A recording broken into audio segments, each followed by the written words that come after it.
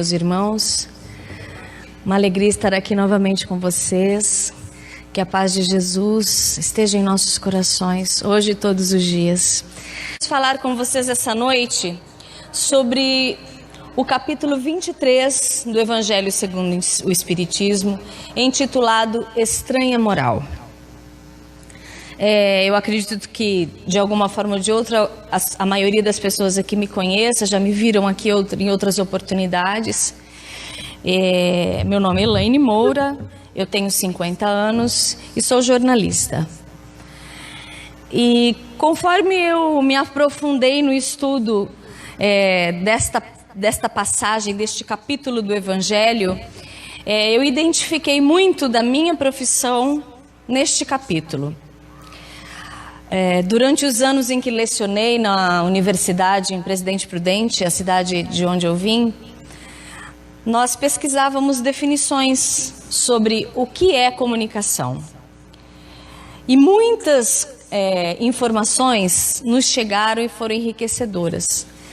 Mas a melhor informação, a melhor definição que eu obtive até hoje a respeito da comunicação é a seguinte: comunicação não é o que você diz.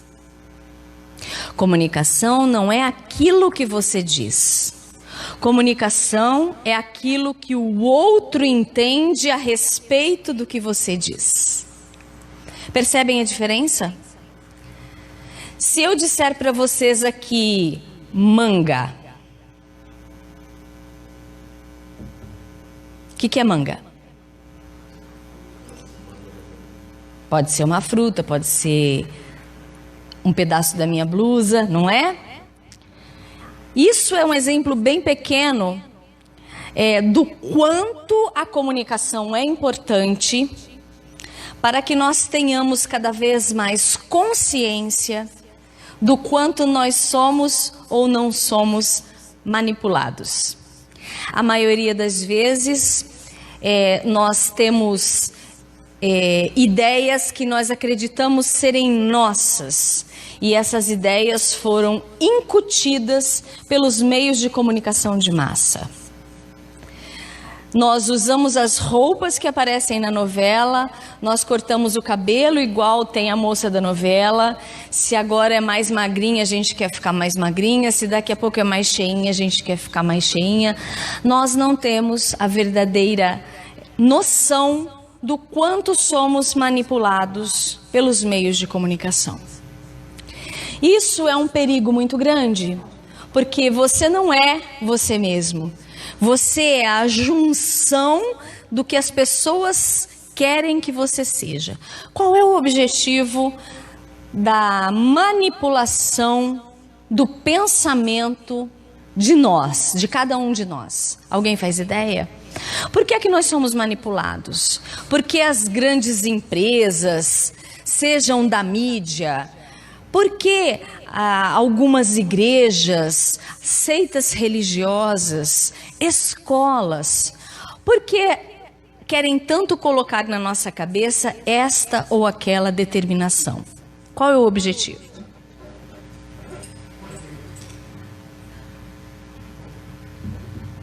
Poder. Poder traz o quê? Tudo. Dinheiro, prestígio. E quanto mais eu manipulo você, mais você se acha autônomo, porque a comunicação, ela tem as condições, ela tem a forma de fazer com que eu manipule você e você pense que você acredita naquilo que é uma ideia sua. Quando eu me aprofundei no estudo sobre a estranha moral, que fala sobre passagens do Evangelho de Jesus, em que ele diz coisas que são estranhas, que não combinam com a forma de Jesus falar, que não combinam com o seu Evangelho, que não combinam com o homem pacificador, amoroso e justo que Jesus foi quando esteve conosco encarnado. Então, eu gostaria de convidar vocês a fazer essa reflexão junto comigo. Nós vamos tecer aqui alguns comentários a respeito do Evangelho, mas vamos tentar trazer isso para a nossa realidade.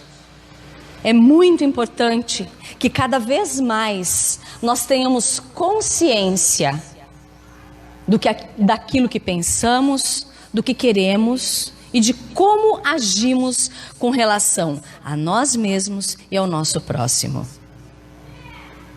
Porque, como disse a leitura, Deus é o Criador de todas as coisas, mas nós somos co-criadores.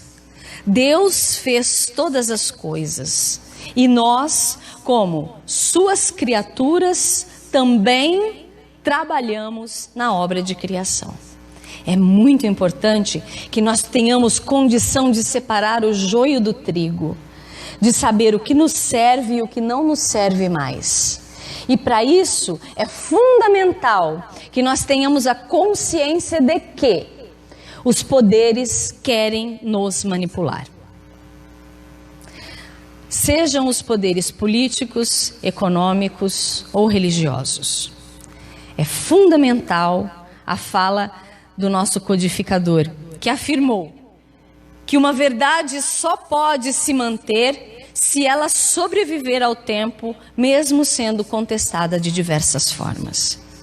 Então, o questionamento e a dúvida se fazem necessários e fundamentais neste momento da nossa existência, para que nós possamos ser verdadeiramente agentes dessa transformação do mundo de provas e expiações para um mundo de regeneração.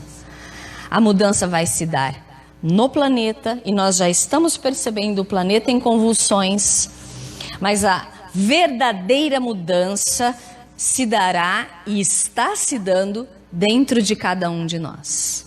Consciência, sentimento. Ok? Vamos lá então. O início do capítulo traz duas passagens de Jesus, uma escrita por Lucas e outra por Mateus. E é intitulada Odiar os Pais. Eu vou ler primeiro para nós comentarmos em seguida. Como nas suas pegadas caminhasse grande massa de povo, Jesus, voltando-se, disse-lhes: se alguém vem a mim e não odeia a seu pai e sua mãe, a sua mulher e seus filhos, a seus irmãos e irmãs, mesmo a sua própria vida, não pode ser meu discípulo. E quem quer que não carregue a sua cruz e me siga, não pode ser meu discípulo. Assim, aquele dentre vós que não renunciar a tudo o que tem, não pode ser meu discípulo. Isso está no Evangelho de Lucas, capítulo 14, versículos 25 a 33. No Evangelho de Mateus, Jesus diz assim: aquele que ama seu pai e a sua mãe mais do que a mim, não é digno. Aquele que ama seu filho ou a sua filha mais do que a mim, não é digno. Pois bem, quando você ouve as palavras de Jesus sobre amor, perdão dos inimigos, comiseração, você estar sempre em comunhão com Deus, não combina ouvir dizer da boca de Jesus que você deve odiar o seu pai e a sua mãe. Até porque o próprio Jesus nos ensina que nós devemos honrar pai e mãe. E nos fala com grande largueza sobre os deveres filiais. Então, nós precisamos considerar em primeiro lugar em que contexto Jesus vivia, em que contexto histórico Jesus vivia. Nós precisamos considerar primeiro ainda se Jesus realmente disse isso. Os evangelhos foram escritos muito tempo depois da morte de Jesus. Enquanto o Cristo estava na terra, não foi escrita uma linha sequer sobre o que ele dizia e como ele vivia. cerca de 25 ou 30 anos depois, começaram a ser escritos os evangelhos. João, o apóstolo que ficou isolado na ilha de Patmos, prisioneiro, começou a escrever os evangelhos, que são o evangelho do Apocalipse, 75 anos depois da morte de Jesus. Ora, há que se considerar que talvez algumas coisas que estejam escritas nos evangelhos não sejam verdadeiramente a cópia fiel do que Jesus disse. Essa possibilidade existe, não é mesmo? Alguém aqui já fez aquela brincadeira do telefone sem fio? Né? Você faz um círculo, fala uma mensagem aqui, o outro fala no ouvido do outro. Quando é que essa mensagem chega igual no final? Nunca. É impossível.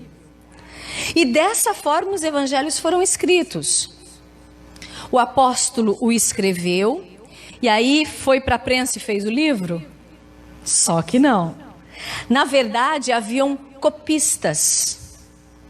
E os copistas pegavam aquelas palavras, aquele texto, e faziam cópias. E entregavam para outros copistas que faziam outras cópias. Dependendo do que aquele copista lesse, uma palavra que ele escrevesse ou um termo de um significado diferente, perpetuaria eternamente um erro. Concordam? Quem conta um conto aumenta um ponto? Pode ter acontecido isso? Pode ter acontecido isso. Nas diversas cópias que foram feitas, pode ter havido uma distorção. Porque não é possível que nós admitamos que Jesus disse que nós devamos odiar os nossos pais para poder seguir a Jesus. Eu caminhei muito até chegar ao Espiritismo. Eu tentei me engajar em diversas outras denominações religiosas. E a que me fez ficar no Espiritismo foi a seguinte ideia: Deus não salva ninguém. Nenhum santo pode me salvar. Jesus não pode me salvar. Cabe a mim mesma a minha salvação. E o que é a minha salvação? É a minha evolução. Jesus nos deixou o Evangelho e continua governando o nosso planeta, de forma que nós tenhamos embasamento, se nós quisermos, para chegar a essa evolução. Mas eu não posso terceirizar para outro a minha felicidade. Ninguém pode me fazer feliz. Ninguém pode me fazer melhor.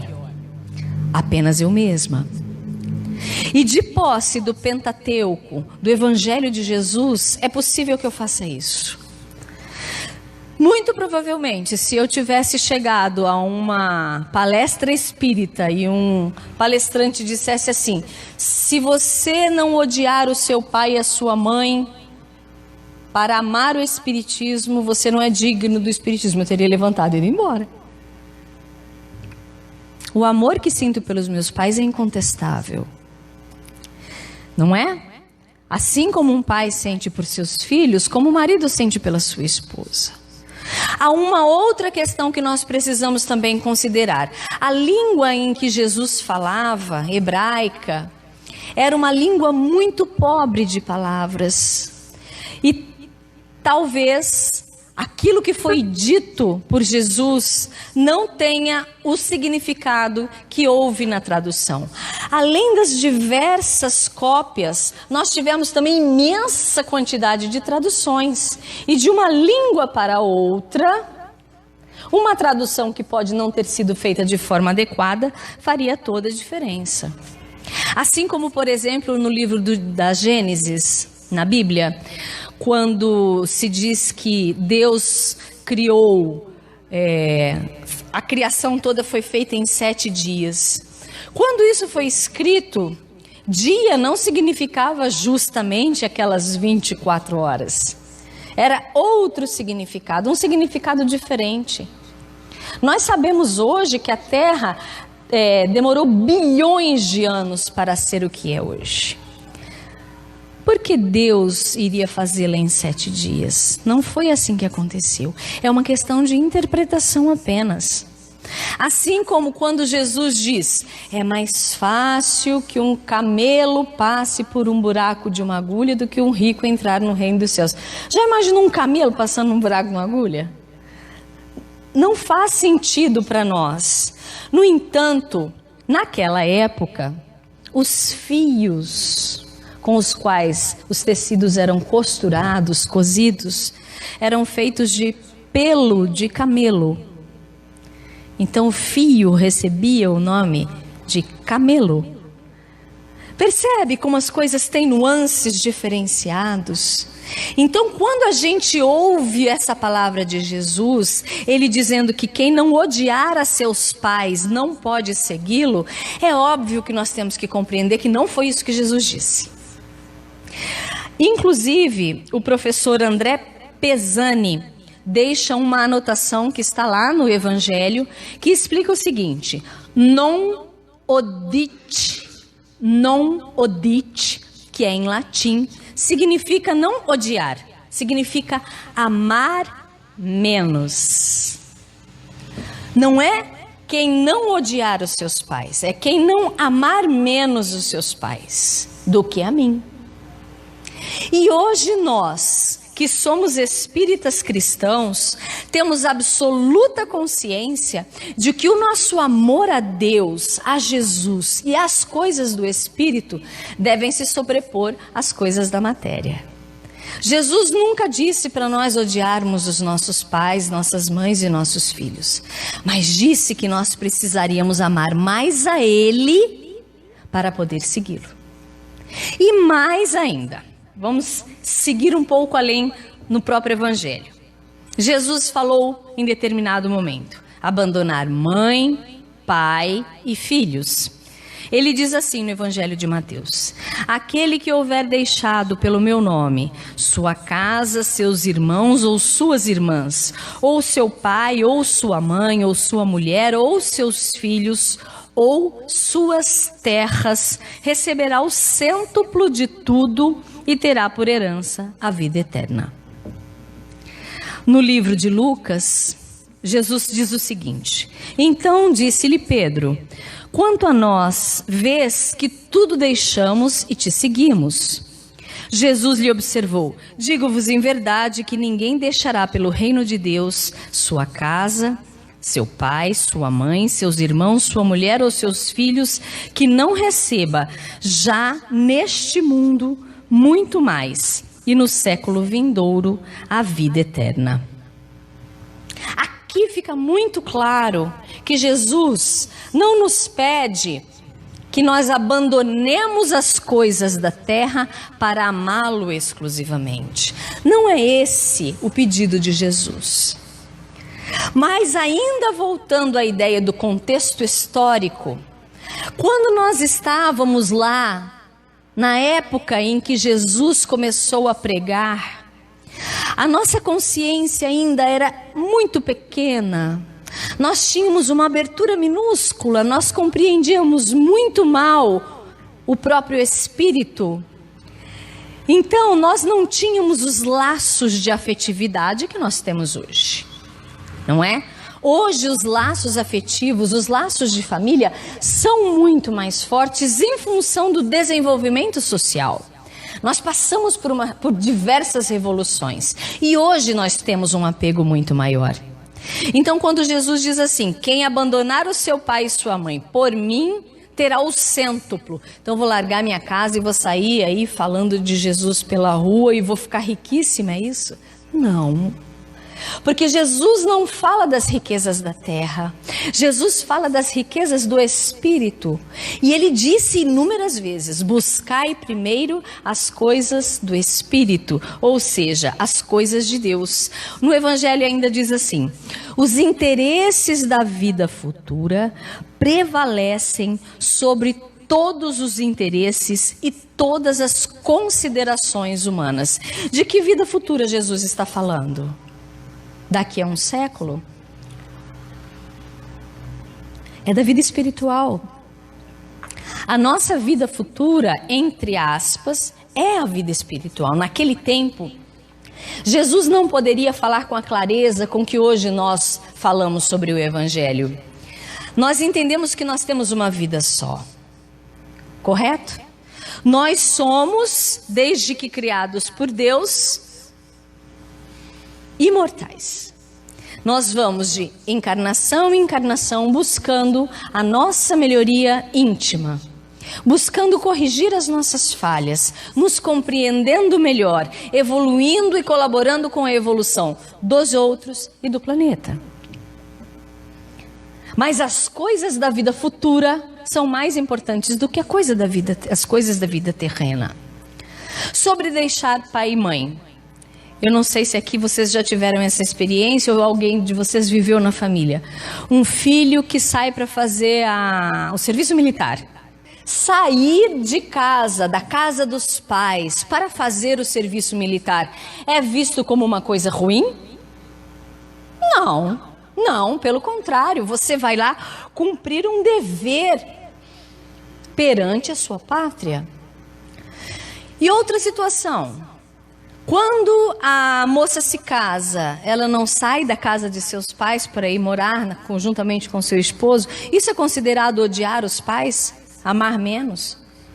Quem vai para o serviço militar ou quem se casa ama menos os seus pais, por isso os laços de afetividade, eles são rompidos em função da distância. Minha filha ontem se formou na faculdade de filosofia. Aí eu fui lá para a colação de grau. Que alegria! Que alegria, que coisa linda, que realização. Chorei que sou eu. Eu quase não choro, né, Carol? Chorei que sou eu. Minha filha mora há 5 anos em Juiz de Fora. Eu falei, bom, agora ela volta, né? Ela falou, então, mãe, não volta. Não volta porque a vida dela agora está lá.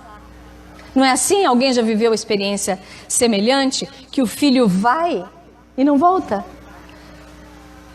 Eu devo ficar magoada, chateada com isso? Não! Feliz, porque eu continuo amando a minha filha tanto quanto.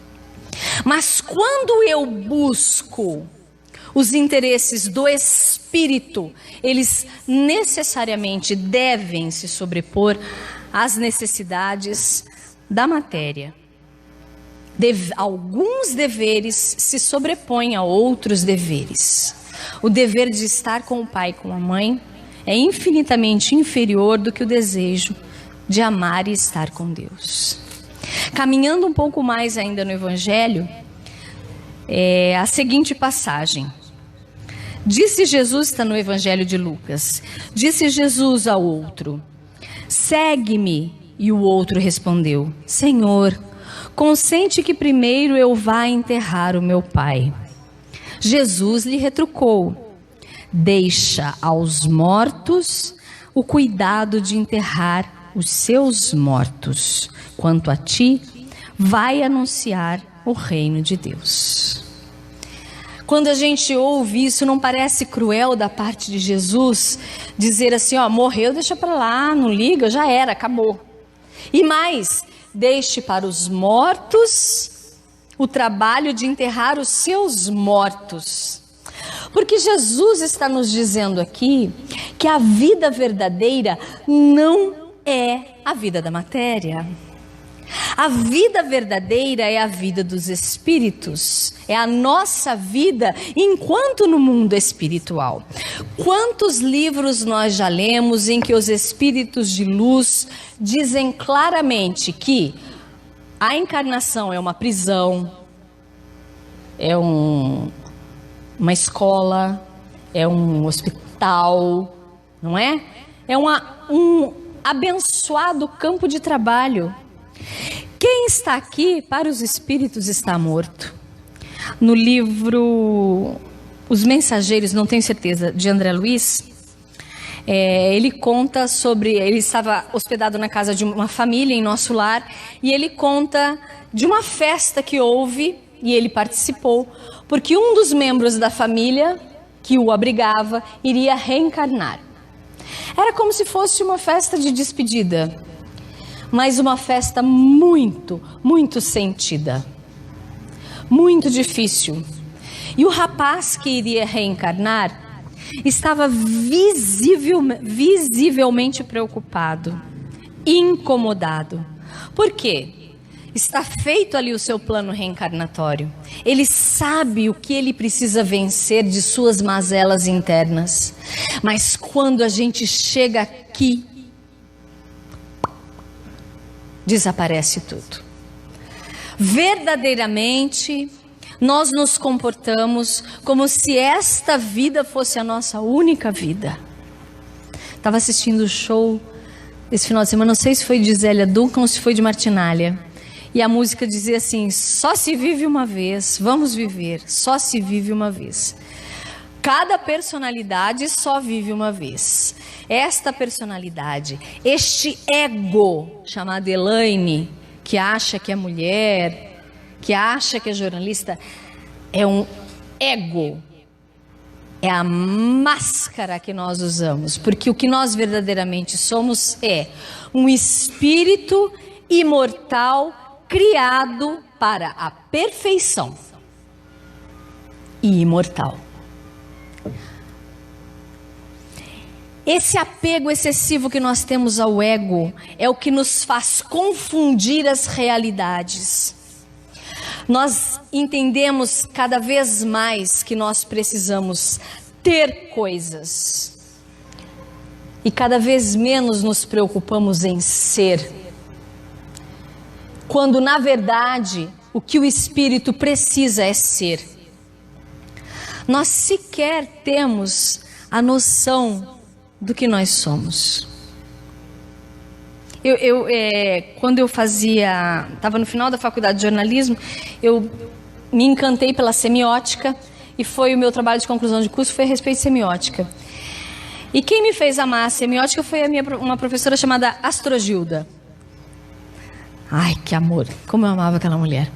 No primeiro dia de aula, ela olhou dentro da minha cara, eu não sei, eu acho que eu tenho um X na testa, né? Ela olhou dentro da minha cara e falou assim: quem é você? Eu falei assim: eu sou Elaine.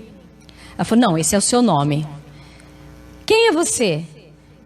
Aí eu já fiquei desconfortável, né? Eu falei: não, eu sou a esposa do fulano, tenho uma filha. Ela falou: não, isso é a sua condição atual como mãe e esposa. Quem é você?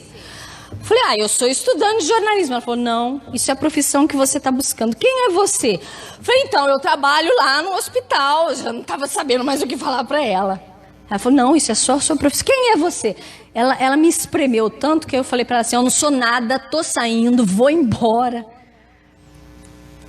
O que ela queria dizer, e o que eu aprendi muito bem, é que nós temos ilusões a respeito de nós mesmos.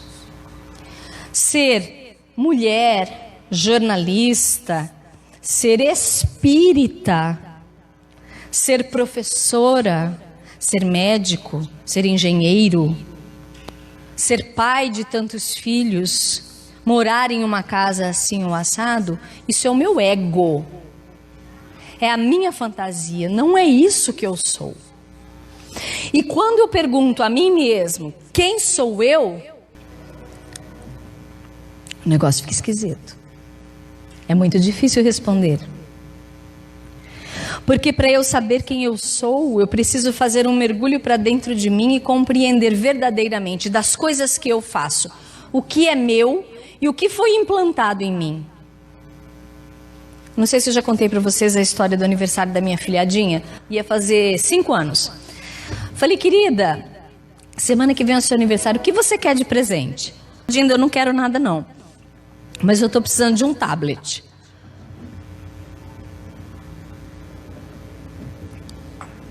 Você precisa de um tablet? Quem aqui precisa de um celular novo? Quem precisa de um carro? Nós criamos necessidades e justificamos a nós mesmos por essas necessidades. Isso é a manipulação que fazem sobre nós. Aí você começa a praticar uma determinada religião. E aí você não pode fazer isso, você não pode fazer aquilo, uma série de restrições te são impostas. E o que é que você faz? Você acha que aquilo é seu e você... O que é que o Espiritismo diz que a gente não pode fazer? Nada. Paulo ainda disse: tudo posso, nem tudo me convém. É o certo e o errado. Hoje eu discuti com uma amiga e disse para ela: sabe qual é o teu problema? O teu problema não é o que você diz, é como você diz. Se você diz alguma coisa em uma determinada entonação e aquilo magoa a outra pessoa, todo mundo vai achar que você tá... Ela falou: mas não estava brigando. Eu falei: mas parecia. Alguém já fez isso? A gente faz isso sempre. Você acha que você está ajudando a pessoa, você vai dar aquela palavra que você acha que é de incentivo, o outro fala: credo, não briga comigo. Interpretação. Comunicação não é o que eu digo, é o que o outro ouve. O que eu preciso ter então? Cuidado com o que eu digo. E o que eu preciso ter mais ainda? Cuidado com o que eu ouço. Eu não sei qual era a verdadeira intenção dela. É muito importante que nós tenhamos na nossa cabeça esse ponto de equilíbrio, de percepção do que o outro está te dizendo. Quando eu pego o evangelho e leio, e tem alguma coisa que você tem certeza, duvide. Quando você ouve um palestrante espírita dizendo determinadas coisas, não considere como verdades. Seja o padre, seja o pastor, o palestrante espírita, seja quem for. Pense, analise, duvide, busque. Aí sim, você vai ter uma conclusão muito mais próxima da verdade. O que a gente precisa então? Ouve aqui, ouve aqui, ouve ali, ouve lá. Olha o todo. O que te serve, o que não te serve, fique. Vamos avançar um pouquinho mais. Jesus disse ainda: eu não vim trazer a paz, mas a divisão. E isso realmente é muito estranho, que Jesus, o príncipe da paz, tenha usado essas palavras, dizer que veio trazer para nós a guerra. Ele diz assim, no Evangelho de Mateus: não penseis que eu tenha vindo trazer paz à terra. Eu não vim trazer a paz, mas a espada, porquanto vim separar do seu pai o filho, de sua mãe a filha, de sua sogra a nora, e o homem terá por inimigos dentro da sua própria casa. Diz também Lucas: vim para lançar fogo à terra, e que é o que desejo, senão que ele se acenda? Tenho de ser batizado com um batismo, e quando me sinto desejoso de que ele se cumpra. Julgais que eu tenha vindo trazer paz à terra? Não, eu vos afirmo, ao contrário, eu vim trazer a divisão, pois doravante, se acharem numa casa 5 pessoas, estarão elas divididas umas contra as outras, 3 contra 2 e 2 contra 3. O pai estará em divisão com o filho e o filho com o pai, a mãe com a filha e a filha com a mãe, a nora com a sogra e a sogra com a nora. Essas palavras que estão no Evangelho, elas não condizem com o que Jesus disse, com o que Jesus pregou durante os 3 anos em que ele andou nas terras da Galileia. Não condiz. Será que Jesus realmente disse isso? Disse. Por quê? Toda verdade nova, ela se contrapõe a um antigo costume inadequado. Eu ouvi dizer há algum tempo que Jesus foi o maior revolucionário que existiu, e foi. Jesus veio com uma verdade que dizia o seguinte: tá vendo o faraó, o César, tá vendo os sacerdotes, os senhores, eles não valem nada. Desta forma, ele criou cisões dentro das próprias famílias. Desta forma, Jesus criou esse impulso da busca do melhor, mas não foi para todos ao mesmo tempo. Naquele tempo, no tempo de Jesus, para você ser considerado cristão, você tinha que orar em catacumbas isoladas no alto da madrugada. Os cristãos eram perseguidos e mortos por leões, atirados aos circos dos horrores, porque eram cristãos. Qualquer um que era cristão era dissidente.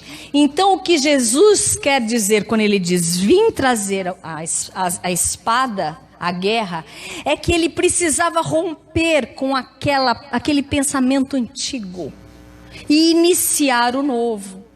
Então imolaram Jesus, mataram a Jesus, porque pensaram que matando o homem matariam a ideia. Mas não aconteceu isso. A ideia de Jesus é viva até hoje. Por quê? É verdade incontestável. As palavras de Jesus são verdades incontestáveis e que sobrevivem até os dias de hoje. Jesus veio trazer a espada no sentido de dividir aquilo que não servia mais do que verdadeiramente servia. No próprio Evangelho segundo o Espiritismo, na introdução, Kardec nos fala sobre Sócrates, que foi um dos primeiros homens que trouxe uma verdade diferente. Por que é que a verdade que Sócrates trouxe, e a gente precisa se lembrar que ele também foi imolado, ele foi envenenado, ele morreu envenenado dentro da prisão, ele foi obrigado a beber cicuta, ele morreu envenenado. Ele dizia que a vida não é esta vida aqui, a verdade está além, que a alma é imortal. No entanto, quando ele disse aquilo, o mundo ainda era pagão. Havia ainda o politeísmo, acreditava-se em vários deuses. O que ele jogou de semente não foi uma terra fértil, mas a vinda de Sócrates, e Sócrates não escreveu nada de sua história, de Platão, que era seu discípulo, que foi quem escreveu, a vinda deles aplainou o terreno para as palavras de Jesus, que veio nos trazer uma verdade incontestável. Tanto incontestável que mataram o homem e sua ideia sobreviveu. Se matassem todos os cristãos que estão sobre a terra, se matassem todos os espíritas que estão sobre a terra, queimassem todas as obras espíritas que existem na terra, o espiritismo iria acabar? Não, porque não é nosso, é dos espíritos. E quando acabar aqui, renasce ali. O que aconteceu quando queimaram o livro dos Espíritos na Espanha?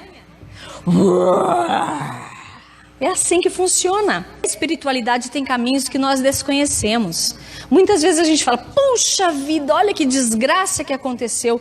Era o plano. Era o plano. Muitas vezes, através de cisões, de fissuras muito intensas, é que nasce a paz. A paz que Jesus veio pregar, inicialmente, foi encarada pelos então novos católicos como uma necessidade de extirpar, limpar da terra todos aqueles que não professavam a mesma fé. Todos vocês devem conhecer aquela página sangrenta da nossa história chamada Cruzadas. Quantos irmãos foram assassinados a golpe de espada em nome de Jesus, em nome de Deus? Nós podemos imputar a culpa das cruzadas, ou mesmo, vamos ainda dizer, da Santa Inquisição a Jesus? Jesus em algum momento disse, pegai a espada e matai aqueles que não creem na minha palavra? Não! Jesus disse: vão e preguem a paz.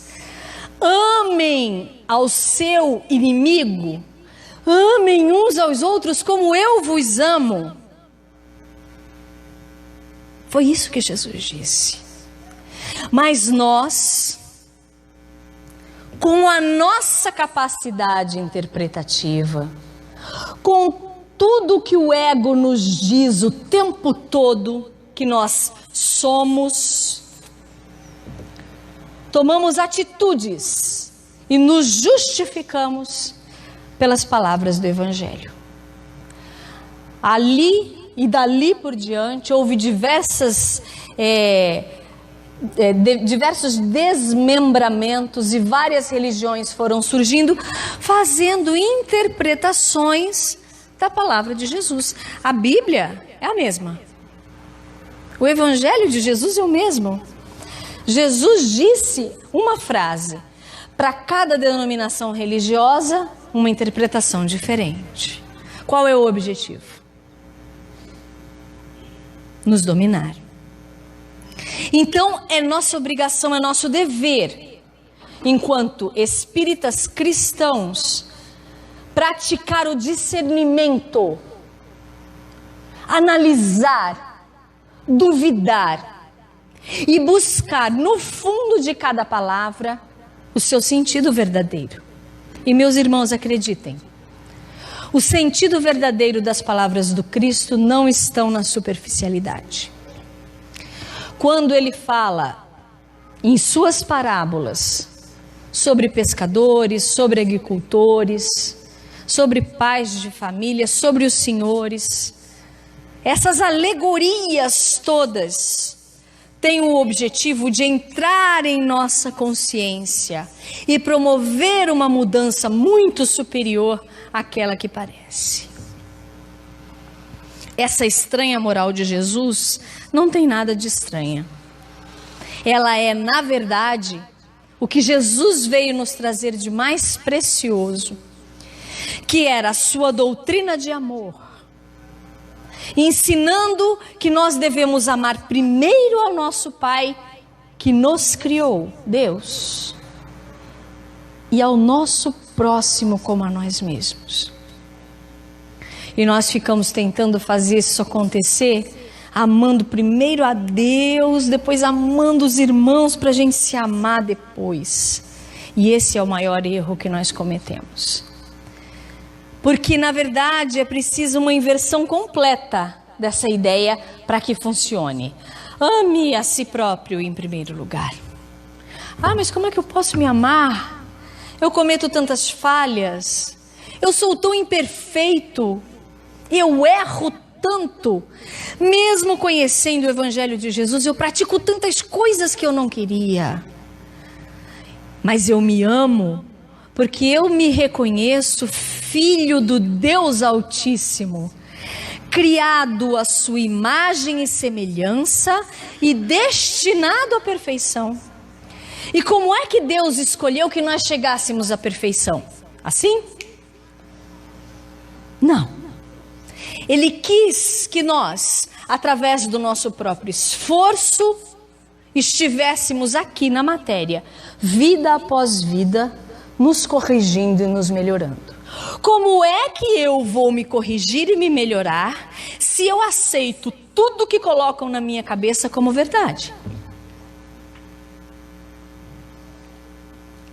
Se eu não duvidar, se eu não questionar, se eu não estudar e buscar, eu continuarei sendo manipulado pelos interesses financeiros, econômicos, políticos, sociais, para que haja mais poder.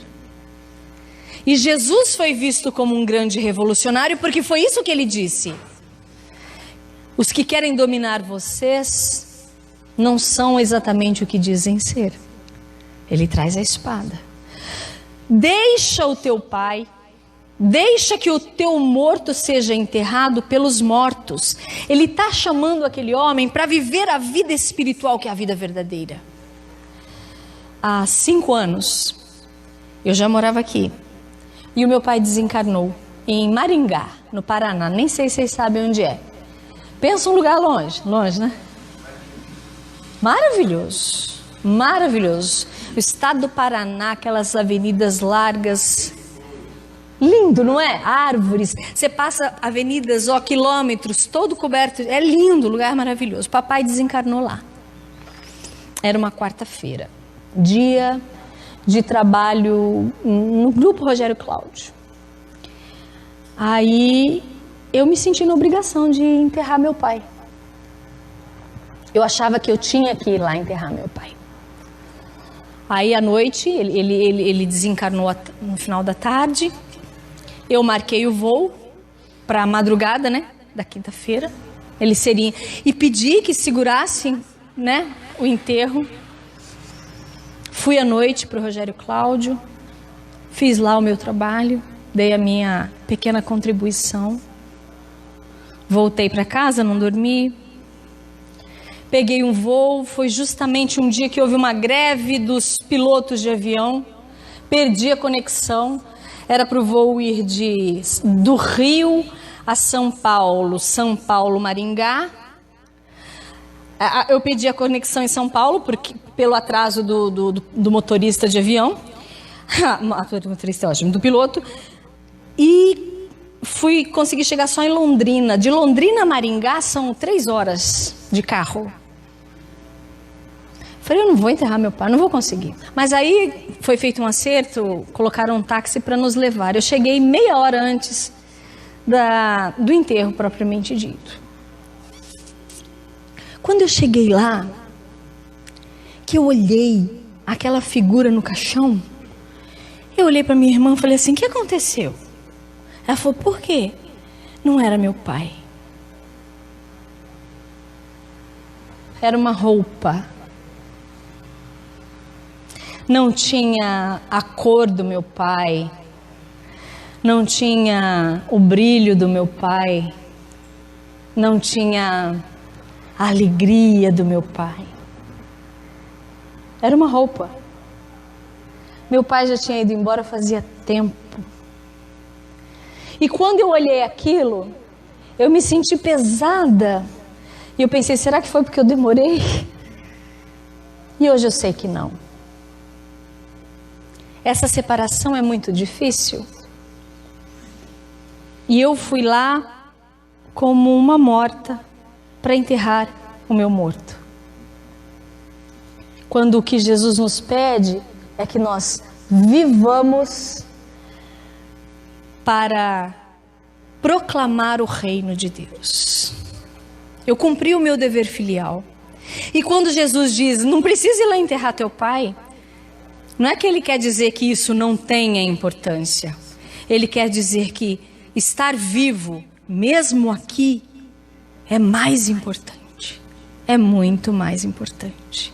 Só quem já enterrou um pai ou uma mãe que sabe o que isso significa.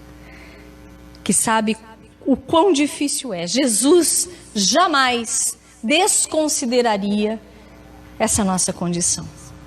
E por isso ele diz, eu vim trazer a divisão. Porque quem compreende a Jesus, compreende que a vida é eterna. Compreende que nós jamais nos separamos verdadeiramente daqueles que amamos. Por mais longa e difícil que seja a caminhada. Jesus, antes de partir, nos disse que ele nos mandaria um consolador. E que esse consolador viria para ficar conosco até o fim dos tempos. E esse consolador é o Espiritismo, que veio tirar o véu de sobre as palavras do Cristo, nos ensinar o verdadeiro sentido, porque agora nós estamos preparados. A pergunta é, nós queremos? Porque viver acomodado é bom, mas dói. A acomodação, meus irmãos, essa inércia de não se lançar à vida espiritual, dói. Por que dói? Porque nós fomos criados para a evolução. Então o que a gente faz? Quando a gente se sente muito incomodado, a gente faz alguma coisa para se livrar daquele incômodo. E aí a gente cai na inércia de novo. E a gente fica infeliz outra vez. Na verdade, meus irmãos, nós precisamos mudar aqui dentro. O que significa isso? É buscar a verdadeira motivação para a mudança. E qual é a motivação para a mudança? Jesus nos deu a resposta. Vós sois deuses, e vós podeis fazer tudo o que eu faço e muito mais. Ele nos disse o seguinte: se você olhar para fora de si, se enxergando como filho de Deus, pleno de poder, você pode tudo. Nós podemos tudo, porque o nosso Pai assim o quis. Cabe a nós a motivação para irmos de encontro ao que nós verdadeiramente queremos. Só que aí a gente acha que o que a gente quer é um carro novo, uma casa com piscina, um barco. Quando os apóstolos pediram: mestre, nos ensina a orar, ele nos ensinou assim: digam ao Senhor, o pão nosso de cada dia nos dai hoje. Não é assim que a gente ora? Mas Jesus não disse para a gente falar assim: o pão nosso de cada dia nos dai hoje. Dai-nos também 2 casas, um iate, um aviãozinho, muitas roupas de grife. Não. Chico Xavier tem uma fala muito interessante. Ele disse assim, que enquanto nós estamos comendo o pão e nos contentando com o pão, nós estamos bem. Quando a gente pede a manteiga, já era. Complicou nossa vida. Da manteiga para frente, complicou. Nós sempre queremos muito mais do que aquilo que nós precisamos, porque a gente é muito confundido com o que as pessoas querem que a gente acredite, com o que as pessoas querem que a gente seja. Meus irmãos, eu espero ter despertado em vocês pelo menos o interesse de buscar com mais afinco as palavras de Jesus e entendê-las de uma forma mais clara, para que a nossa vida seja mais próspera e nós realmente tenhamos motivação para alcançar tudo o que o Pai deixou para nós como herança. Muito obrigada e que Jesus nos abençoe mais uma vez.